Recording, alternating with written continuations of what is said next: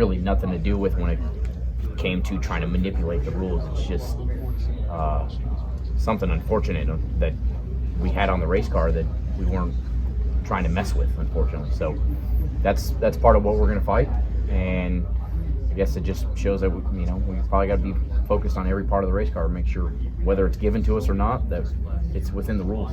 Brad Keselowski mentioned that his team had noticed over the last year or so that there were parts that weren't right, and they would let NASCAR kind of know. There's a portal for it, apparently. Have you guys reported any parts in the past? Oh, you'd have to talk to Chris and the crew chiefs on that. I drive the race car. I don't understand most of it anyway. So. I don't think any of us do. Exactly. AJ, you being a former open wheel guy going to COTA next week, you're going to have Kimi Räikkönen and Jenson Button in the same race. What's that like for you?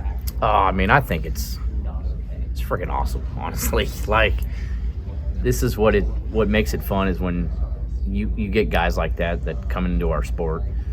When I used to run Rolex and things like that, I was more of a race fan at times because I love watching all forms of racing, and it was always fun to race against those guys.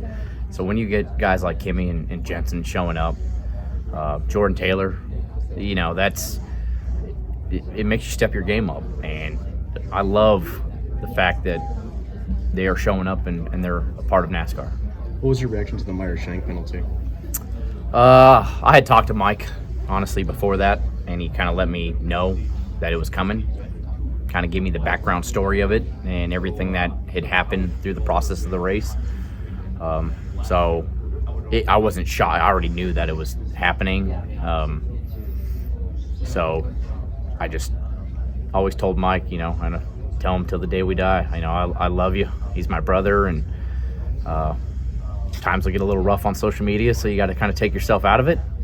He knows at the end of the day, when it came to winning the race, what they did during it and how they won the race. And that's for him if he ever wants to talk about. But, support him, and you just, like we probably need to do more of, stay off social media.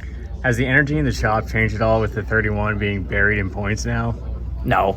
I mean, I think it's so new that, as we're going through the process, and, Chris and Matt, they're going to do what they can to go to NASCAR and try to right the wrong and show that we had nothing to actually do with trying to manipulate the part or work on it.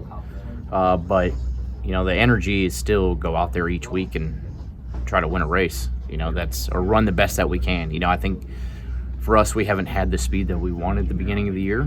So we just are trying to get better each weekend right now and find speed in our race cars. So the energy doesn't change. It's disappointing for sure, but it doesn't change anything. And at the end of the day, the way this format works, you win a race, you're still probably going to be in. So, or at least have a chance to be in. So that's what we're focused on.